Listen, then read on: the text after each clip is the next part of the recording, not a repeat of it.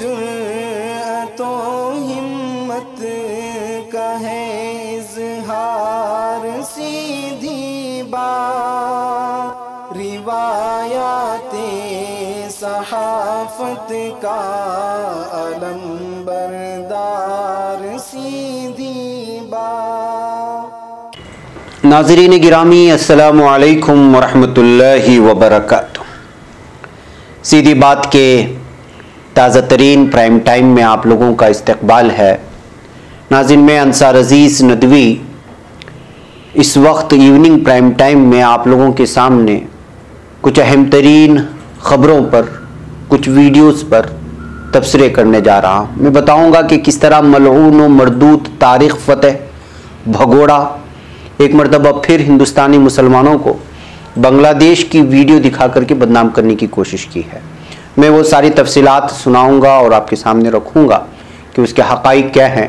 वहीं केरला पुलिस ने यूथ कांग्रेस के मेंबरान को जिस अंदाज में मारा है, आज पिनराई विजयन के ख़िलाफ़ एहतजाज करने पर वीडियो आ रही है। उड़ीसा की एक वीडियो आ रही है जो आप लोगों के सामने रखना है कि किस तरह फैमिलीज़ को रेस्क्यू किया गया। आपको कैसे लगेगा जब आपको अस्पताल कहे कि फ़ला शख्स मर गया है और जब आप अंतिम संस्कार को ले जाएं तो वो उठ कर के बैठ जाए ज़िंदा होकर के। ऐसा मामला पेश आया लखनऊ में, वो भी मैं आपके सामने रखूँगा। होटल में आइसोलेट की गई ये खातून जो बरतानिया से आई थी, वो जो है ख़ुदकुशी कर ली है जहनी दबाव के चलते। और मध्य प्रदेश में असम्बली इंतखाबात होने वाले हैं, शिवराज चौहान इसमें कामयाब हो सकते हैं, इस तरह का तबसरा निकल कर के आ रहा है। 4 बरस हो गए हैं जहां पर लगातार शाम में मासूमों को कत्ल किया जा रहा है। एक ताज़ा रिपोर्ट आई है अक़वाम मुत्तहिदा की इंसानी हुकूक़ कमेटी की, मैं वो आप लोगों के सामने रखते हुए इजाज़त लेना चाहूँगा। आइए तफसीलात में जाने से पहले मैं आप लोगों से दरख्वास्त कर लूँ कि जिन अहबाब ने हमारे चैनल को सब्सक्राइब नहीं किया है वो कर लें। हमारे इन वीडियोस को दूसरों तक पहुँचाने में हमारी मदद करें, लिंक को ज़्यादा से ज़्यादा तादाद में शेयर करें, इदारे को मजबूत करें।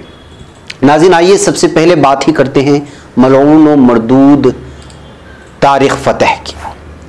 इस शख्स को जानते ही होंगे आप लोग, भगोड़ा, पाकिस्तानी भगोड़ा जो कनाडा में इस वक्त रिहाइश इख्तियार किए हुए है। कई चीज़ें मैं इस शख्स के आप लोगों के सामने रखा हूँ। 28 अगस्त को इसने एक वीडियो ट्वीट किया और लिखा, ये कराची, कश्मीर या केरला नहीं है, ममता बनर्जी के ज़ेर इख्तिदार रियासत मगरबी बंगाल के सदर मकाम कलकत्ता में इस्लाम जिंदाबाद का नारा लगाया जा रहा है। ताहम ये ट्वीट हज़फ कर दिया गया है, लेकिन इसका महफूज शुदा दस्तावेज़ यहाँ देखा जा सकता है जो इस वक्त स्क्रीन पर आपके सामने आ रहा है। इस मनहूस ने इससे कबल भी मुतअद्दिद मौक़े पर गलत मालूमात बांटते देखा गया है और हिंदी मुसलमानों को बिलखुसूस बदनाम करते हुए और यहाँ के चैनलों में बैठ कर के बीजेपियों की, हिंदुत्व तंजीमों की तलवे चाटते हुए देखा गया है। इसी तरह सूजन राणा नामी सारिफ ने भी 21 अगस्त को इसी वीडियो को फेसबुक पर पोस्ट लिखा था शेयर करते हुए कि इस्लाम रियासत का मजहब है, इंशाअल्लाह इस्लामी रहेंगे। मुल्हिदीन की ये ख्वाहिश कभी पूरी नहीं होगी। अगर आपको रियासत मजहब पसंद नहीं है तो बंगाल छोड़ो और चले जाओ। रियासत मजहब इस्लाम था और रहेगा इंशाअल्लाह। वीडियो में मुस्लिम कम्युनिटी से ताल्लुक़ रखने वाले अफराद की एक बड़ी तादाद मुजाहरा करते हुए दिखाई दे रही है। ये वीडियो दरअसल हम लोग कॉपीराइट के चलते आपको दिखा नहीं रहे हैं, लेकिन वो बंगाली ज़बान में था, आप उसको सर्च करके देख सकते हैं। इसके अलावा मुजाहिरीन के हाथों में प्ले कार्ड्स भी दिखाई देते हैं। ऐसी एक तख्ती पर लिखा हुआ देखा जा सकता है कि इस्लामी शांतंत्र छत्र आंदोलन, ये इस्लामी तहरीक बांग्लादेश कहलाने वाली एक सियासी जमात की तलबा की इकाई है। इस बुनियाद पर कलीदी लफ्ज़ तलाश करके आप देख सकते हैं जो यहाँ पर इस वक्त नज़र आ रहा है। इसमें लिखा हुआ है, जब यूट्यूब पर इस वीडियो को देखा गया तो इसे 13 सितंबर 2017 को अपलोड किया गया था। इस वीडियो को स्पाइस इंफॉर्मेशन यूट्यूब चैनल ने अपलोड किया था। वीडियो का उन्वान था, म्यांमार सिफारत खाने की तरफ बांग्लादेश इस्लामी तहरीक बढ़ रही है। इसके अलावा सितंबर 2017 को इसी तरह के एक और वीडियो चैनल ने दी रोहिंग्या पोस्ट के नाम से अपलोड की थी। वीडियो की तफसील में लिखा गया है, म्यांमार के रखाइन में रोहिंग्या मुसलमानों पर मजालिम के खिलाफ इस्लामी तहरीक। ढाका में हजारों बांग्लादेशियों ने म्यांमार की सिफारत खाने की तरफ मार्च किया, जैसा कि पहले ही तय पाया है। इस्लामी पार्टी के हजारों हामियों ने बुध की सहर पर तकरीबन 12 साढ़े 12 बजे बैतुल मुकर्रम कौमी मस्जिद के सामने एहतिजाज शुरू किया। पुलिस ने मुजाहिदीन को काकड़ मोड़ पर रोक लिया, लेकिन मुश्तइल जमात ने इस बैरिकेड को तोड़ने में कामयाब रहा। बैगैफ नाज़रीन, एक लंबी तफसील है और ये तफसील सुनी। 2017 की जो 13 सितंबर की वीडियो थी उसको निकाल करके इस मलऊन मरदूद ने इस वक्त जो है शेयर किया है और यहाँ के मुसलमानों को बदनाम करते हुए कहा है कि ये देखिए किस तरह जो है नारे तकबीर और जो है नारे लगाए जा रहे हैं हिंदुस्तान में। ये कोई बांग्लादेश नहीं है, कोई कराची नहीं है, ये कश्मीर नहीं है, ये केरला नहीं है, ये तो मगरबी बंगाल है। ये मलून हमेशा मुसलमानों को बदनाम करने कहीं की भी वीडियो उठा करके जो है शेयर कर देता है और फिर उसको देख करके वैसे भी एक हिंदुत्व का मीडिया जो इस वक्त मुतासिब मीडिया है इस बात को लेकर छानबीन में रहता है कि कौन क्या किस वक्त मुसलमान के खिलाफ कर रहा है, उसी इश्यू को बढ़ा चढ़ाकर बोलता है। इस मरतबा जो है तारिक फतह अपने उन साजिश में मलून ने कामयाब नहीं हुआ और इसकी सच्चाई निकल करके आई, क्योंकि खुद मगरबी बंगाल की पुलिस ने ट्वीट करते हुए कहा कि जो वीडियो शेयर की गई है वो गलत है, वो बांग्लादेश की वीडियो है, ये यहाँ की नहीं है। अगर इस तरह होगा तो फिर जो है कानूनी चाराजोई की जाएगी। तब जाकर के तारिक फतह ने इसको जो है डिलीट किया है। तो नाज़रीन, ये है मलऊन और मरदूद की शरारतें जारी रहती हैं, आप लोगों को मालूम होना चाहिए, इस वजह से मैं ये सारी चीज़ें आप लोगों के सामने लाया। बहरकैफ आइए आगे बढ़ते हैं। केरला पुलिस ने किस तरह से तशद्दुद किया है ये वीडियो में आप देख सकते हैं। दरअसल वायनाड में पिनराई विजयन जो कि चीफ मिनिस्टर हैं केरला के, उनके खिलाफ एहतिजाज चल रहा था और गोल्ड स्मगलिंग का एक केस सामने आया था, आप लोगों को मालूम होना चाहिए, जो सुर्खियों में रहा। उसी बात को लेकर के जो है ये एहतिजाज हो रहा था कि उनका भी उसमें हाथ है, लिहाजा जो है उनको इस्तीफा दे देना चाहिए। लेकिन पुलिस ने जिस अंदाज में उनके साथ पेश आई वो इस वक्त वीडियो में आपके नजर आ रहा है, आप इसको देख सकते हैं। इसके अलावा नाज़रीन, आज उड़ीसा से एक और वीडियो वायरल हुई, आप देख सकते हैं यहाँ पर। ये फायर सर्विस पर्सनल्स हैं, यानी कि बारी फायर स्टेशन के, और इन्होंने 6 अफराद को बहते पानी में जो सैलाब में बहने वाले थे उनको बचा लिया और उसमें एक नवजायदा बच्ची भी थी और ये वीडियो आप देख सकते हैं। और Orissa DGP fire service Satyajit Mohanty ने इस वीडियो को जो है अपने ट्विटर पेज में शेयर करके जो लोग उनको बचाया और इस तरह से जो है सैलाबज़दा इलाके से महफूज जगह पर मुंतकिल करने में उनका हाथ बिटाया जो है उनकी शाबाशी देने के लिए वीडियो उन्होंने शेयर किया था। आप इस वीडियो में सारी तफसीलात देख रहे हैं। नाज़रीन, आइए एक और ख़बर की जानिब आपको ले चलूँ। एक औरत को एक अस्पताल मुर्दा करार देकर के उनके घर वालों के हवाले कर देता है और घर वाले लाश को अपने घर ले जाना शुरू कर देते हैं, लेकिन बीच रास्ते में ही वो मुर्दा जिंदा हो जाता है। तो क्या आप इसको यकीन करेंगे कि डॉक्टरों ने साफ तौर पर कह दिया है कि ये मर चुकी है और रूह निकल चुकी है। ऐसा मामला पेश आया है इस वक्त मेरठ के इलाके में, यूपी के। दरअसल ये लखनऊ के ज़राए से मिल रही खबर है, जबकि जिस औरत का इलाज हो रहा था वो दिल्ली के हॉस्पिटल में हो रहा था। आसमा नामी 20 साला खातून थी और उसका इलाज चल रहा था दिल्ली के एक अस्पताल में, और उसके बाद जो है उसको मुर्दा करार देकर के उनके घर वालों के हवाले कर दिया गया। जाहिर सी बात है कि नमाज जनाजा के लिए और तदफीन के लिए उस खातून को दिल्ली के अस्पताल से गाज़ियाबाद के रास्ते मेरठ ले जाया जा रहा था कि अचानक जो है वो खातून गाज़ियाबाद के रास्ते में सांस लेना शुरू कर दिया। तो उसी वक्त जो है घर वालों ने सारी चीज़ें छोड़ करके उसको घर ले गए, वहाँ ऑक्सीजन चढ़ा दिया। अब इसको क्या कह सकते हैं आप, डॉक्टरों ने कह दिया है कि मुर्दा है। उसके बाद मुताल्लिका डॉक्टरों से बात भी हुई एक मीडिया की, तो उन्होंने कहा कि ऐसा होना नामुमकिन है। डॉक्टर सतीश भास्कर उन्होंने कहा कि जो है मुमकिन है कि बाज़ दफ़ा जो इस तरह का मामला पेश आए, लेकिन इस तरह के केसेस खाल खाल ही नज़र आते हैं। मुमकिन है कि जो है बेहोशी के आलम में वो रही हो और अलग किस्म की जो है कोई रिपोर्ट पेश कर दी गई हो। तो इससे एक बात साफ तौर पर निकल कर के आती है कि आसमा का ज़िंदा होना, जाहिर सी बात है कि ईमान वालों का यही कहेगा कि अल्लाह ताला ने उनको ज़िंदा कर दिया जो भी है, लेकिन हॉस्पिटल्स की लापरवाही, उनकी बदइंतज़ामी साफ तौर पर निकल कर के आती है और इन दिनों में तो एक अलग ही अंदाज में सामने आ रही है। मैंने मॉर्निंग प्राइम टाइम में भी एक वाक़या आपको सुनाया कि किस तरह पेश आया। तो ये तमाम वाक़यात जब सामने आते हैं तो जाहिर सी बात है कि मीडिया में ये ख़बरें सुर्खियाँ बनाती हैं। आइए नाज़रीन, अगली खबर की जानिब बढ़ें। तमिलनाडु की चेन्नई में प्रिंगमलाई सेंटर थॉमस माउंट वाक़ एक होटल में आइसोलेशन में भेजी गई खातून ने जुमेरात के रोज़ फांसी लगा करके खुदकुशी कर ली। पुलिस ने बताया कि कोयमुत्तूर की 47 साला मन्नून मनी वंदे भारत मिशन के तहत गुज़िश्ता 24 अगस्त को बरतानिया से यहाँ लौटने वाले 55 हिंदुस्तानी शहरियों में शामिल थी। कोरोना जांच में खातून की रिपोर्ट नेगेटिव भी आई थी, लेकिन हुक्काम ने उसे 7 दिन के लिए होटल में आइसोलेट में भेज दिया, जिसकी वजह से वो उदास हो गई थी। खातून की बेटी ने लंदन से अपने वालिदा को फोन किया, लेकिन राबता ना होने की वजह से उसने होटल के अमले से मदद ली। जब होटल की मुलाजिम खवातीन के कमरे में पहुंचे तो उन्होंने उसे पंखे से लटका हुआ पाया। पुलिस ने लाश को पोस्टमार्टम के लिए भेज दिया और जरूरी तफ्तीश जारी है। तो नाज़रीन देखिए किस तरह का जहनी दबाव होता है। आइसोलेट सिर्फ करने की वजह से जहनी दबाव इस कदर बढ़ गया कि जो है वो खातून ने खुदकुशी कर ली, जो बरतानिया से लौट करके आई थी। ये कोयमुत्तूर का मसला है। बहरकैफ नाज़रीन, इस वक्त एक और अहम तरीन खबर मैं आपके सामने रखना चाहता हूँ। अगस्त का महीना गुजर रहा है, तो गुज़िश्ता 2016 से 2020 के अगस्त के माह के दौरान में जालिम असद इंतज़ामिया ने शाम में जो जुल्म सितम किए हैं उसकी रिपोर्ट सामने आई है। मैं वो तफसीलात आप लोगों के सामने रख करके शाम में जो कुछ मासूम शहरियों के साथ हो रहा है गुज़िश्ता कई सालों से, वो लाना चाह रहा हूँ। बशारुल असद इंतज़ामिया ने शाम में गुज़िश्ता 4 बरसों में कम से कम 13,278 शहरियों को हलाक कर दिया, जबकि 19,000 के करीब को गिरफ्तार करके उन पर जुल्म सितम कर रहा है। शहरियों के हुकूक की खिलाफ वर्जियां करने की इस बात पेश करने वाली शामी हुकूक इंसानी के नेटवर्क ने अपनी तहरीरी ऐलान में कहा है कि असद इंतज़ामिया के शाम में अगस्त 2016 से अगस्त 2020 के दरमियानी अरसे में सरजद करदा इंसानी जराइम को बयान करने वाली रिपोर्ट अक़वाम मुत्तहिदा की इंसानी हुकूक कमेटी को पेश कर दी गई है। इस रिपोर्ट में मुल्की इंतज़ामिया के इंसानी जराइम की तफसीलात को बाज़ दलाइल के साथ जगह भी दी गई है। रिपोर्ट के मुताबिक असद इंतज़ामिया ने गुज़िश्ता 4 वर्षों में 2,773 बच्चों, 1,445 खवातीन समेत कम से कम 13,278 अफराद को मौत के मुंह में धकेल दिया है।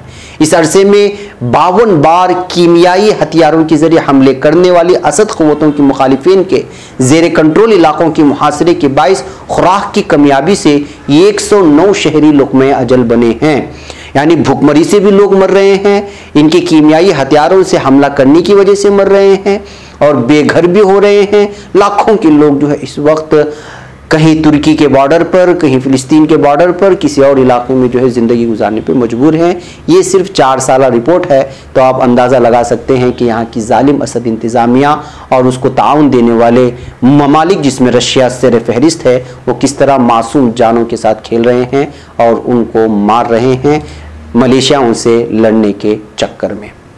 बहरकैफ नाज़रीन, आज सुबह से शाम तक आप लोगों के सामने जो अहम तरीन खबरें रहीं भारत की, उसमें से एक अहम तरीन मौजू था JEE और नीट इम्तिहान को टालने को लेकर के, जबकि मरकज़ी हुकूमत बज़िद है और कोर्ट की जानिब से भी ये फैसला आया है कि जो है वक्त पर एग्ज़ाम होंगे।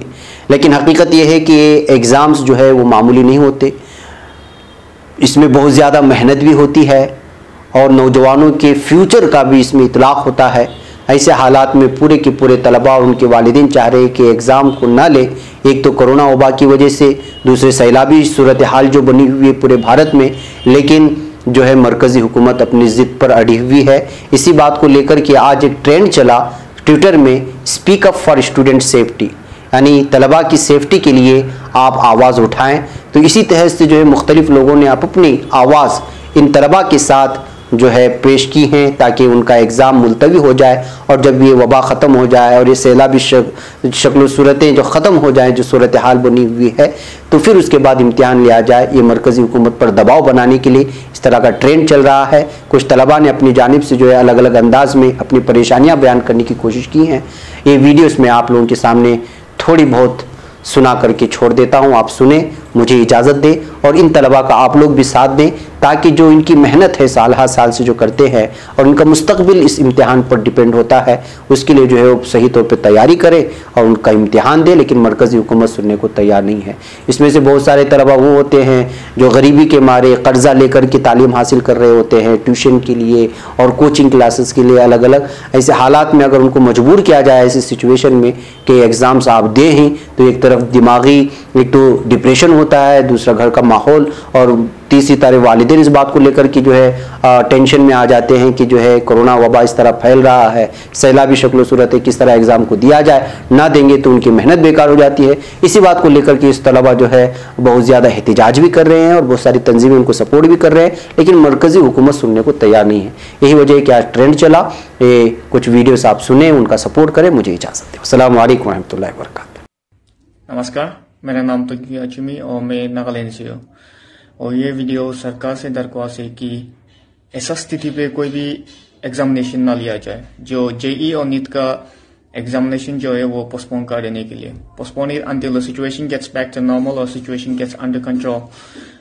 You say that youth are the future of tomorrow, then why are you putting the life of the student at risk? अभी इंडिया में 30 लाख जैसा कोरोना एक्टिव केसेस है, एंड देन SSTT पे एग्जाम देना, I don't think that's a wise decision, and also it's dangerous for the student. And कल ही union education minister ने बोला 17 लाख स्टूडेंट्स ने एडमिट कार्ड डाउनलोड किया है, and then they are willing to appear the examination. That's just a fake narrative being built up. Students के पास कोई दूसरा ऑप्शन ही नहीं है एडमिट कार्ड डाउनलोड करने के अलावा। They don't have any other option then to download the admit card and ask the student whether they are willing to appear the examination or not at this present juncture. The situation in the country at present is not conducive to conducting the NEET and JEE main examinations. Global climate activist Greta Thunberg from Sweden understands the stress and the angst of the Indian student community and parents and strongly demurred the conduct of the exams in the COVID flood crisis. On the contrary, why is our responsible central government, which is aware of these difficulties, pushing our student community into a precarious crisis? I, Suana Shahnaz Mustafa, also take part in the rising civil voice against the anti-student movement. The central government must be prepared to postpone the exams. क्योंकि मैं खुद एक student हूं, तो मेरे student भाई बहन किन परिस्थितियों का सामना कर रहे हैं, किस तरीके से मानसिक दबाव का वो शिकार हुए हैं, ये मैं बहुत अच्छे से समझ सकती हूँ और उनके दर्द को महसूस भी कर सकती हूँ। इस टाइम पर हमें स्टूडेंट्स की डिमांड को समझना चाहिए, उनकी मांगों को पूरा करना चाहिए, लेकिन केंद्र सरकार पूरे तरीके से इस बात को अनदेखा कर रही है। आज हालात जो हैं वो बद से बदतर होते जा रहे हैं, लेकिन सरकार को कुछ भी समझ नहीं आ रहा है। आज कांग्रेस पार्टी का हर कार्यकर्ता speak up for student safety के अभियान के माध्यम से यही मांग करता है कि जल्द से जल्द इन एग्जाम्स को पोस्टपोन किया जाए और बच्चों की जिंदगी के साथ, बच्चों के प्रेजेंट फ्यूचर के साथ खेलने का काम मोदी सरकार बंद करे। जय हिंद, जय भारत। हम आप सब से कुछ रिक्वेस्ट करना चाहते हैं वीडियो के माध्यम से। हमारे पिताजी बहुत गरीब आदमी हैं, हमको पढ़ाने के लिए 6 लाख रुपया लोन लिए थे। 2 साल हमको बहुत मेहनत करके पढ़ाए हैं।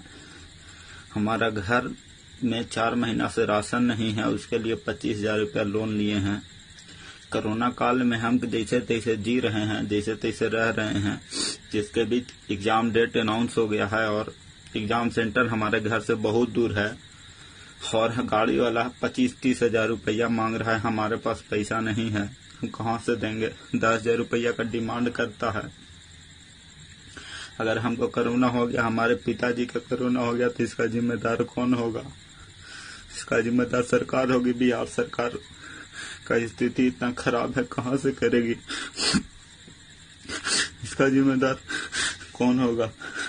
हम सबसे निवेदन है पोखरियाल जी साहब से, सबसे सर से, कि कृपया एग्जाम कुछ दिन पोस्टपोन कर दे, कुछ दिन बाद एग्जाम ले। हम देने के लिए तैयार हैं, पूरी तरह से रेडी हैं, मगर इस काल में हम एग्जाम नहीं दे पाएंगे। हम सक्षम नहीं है, हमारे पास पैसा नहीं है, हमारे पास कोई ऐसा सुविधा नहीं है। Hi friends, today I am going to speak up on behalf of those few thousand students and their parents who really want the NEET JEE exams to be conducted as early as possible but in a safe and healthy way. The aspirants who are eager to join IIT, AIIMS, etc. are really worried that any postponement or cancellation of these exams will jeopardize their entire career. So they want the exams to be conducted so that the years of hard work pays off. The postponement of such critical exams are not a permanent solution. Health is utmost important, I agree, but things need to move ahead by taking all safety steps. We have to suggest to the government a middle path where entrance exams takes place but without fear. Any further delay in conducting exams will ruin the prospects of an entire batch.